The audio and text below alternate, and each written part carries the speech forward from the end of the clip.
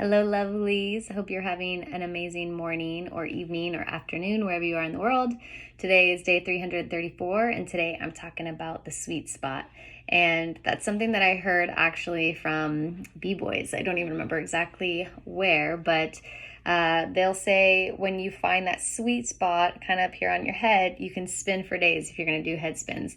And once you find that sweet spot, it's golden. And even if you're doing handstands, you find that sweet spot, you're nice and balanced, you got it, and you just feel as though you're like this.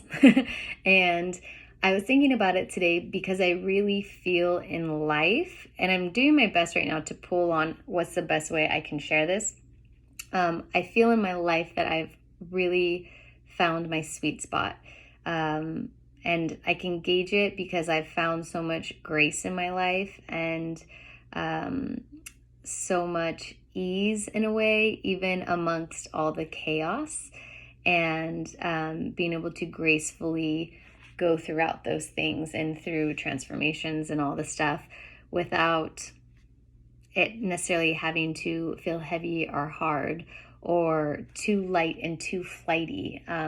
It's very much that sweet spot that I actually picture in my mind. What it looks like is kind of the yin and yang, and you have that little line right here that brings the dark to the light. That to me is how I picture that sweet spot in an internal space. And it allows me to be with people who are very different from me, who have different opinions and, thoughts on the world. And I can honor the differences and still be able to stand in my truth. And it's being able to have that balance of feminine energy, masculine energy, giving and receiving, and being in the practice of just, again, that marriage of duality. Being able to be in action and yet be also more empathic and on the emotional side. Be super grounded into the earth and still very connected to, the source, universe, again, whatever you want to call it. And at the magical trinity, be very present in whatever moment it is that I'm in. So I feel for me, that sweet spot, if I can offer that to anyone, if that's something that you want, that grace and ease and alignment for yourself, or anything that I'm saying is something that's like, that sounds pretty cool, or maybe even in me sharing how I feel I've gotten there, something will trigger in your head of like, oh, that resonates, or that would be something that I would like to work on. And I feel what has gotten me to that sweet spot is I accept people for who they are and who they aren't. I love the world as it is and as it isn't. I, really, like I was saying, honoring differences, really understanding my truth, that I have nothing to prove or justify or ask permission for or explain or anything. And it's so much about forgiveness, non-judgment, standing in rootedness of love. And it's interesting because I feel in this sweet spot, it's not even about like, I need to be courageous or whatever. There's nothing to be because I am it all, right? And I feel like what gets me even to that is the acceptance and the complete trust of every aspect of my life. And that alone, when you can accept your life and all the decisions and choices that you've made in your life, really embrace them as those are what you have chosen, and being able to take responsibility in your life in the areas that need responsibility to be taken, and take that responsibility and hug it as a gift. And so many things. There's freedom, love, again, understanding, and so much humility. And that's my sweet spot. So I hope this is resonating or making sense to someone, because I'm just thinking it out loud.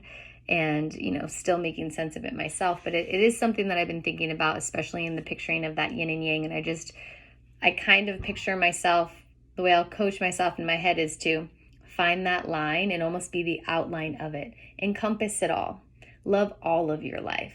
All of, honestly, the BS and all of the beauty and whatever, and you love it all. And in that moment when I can love it all, the BS isn't BS. The BS is a classroom, it's gifts, it's so much that I love, because the thing is, I understand what's on the other side of it. So I hope that I can offer that to people too, that the things that seem like, how can I embrace that? How can I accept that? And I have to be so general because everyone's in their own experience.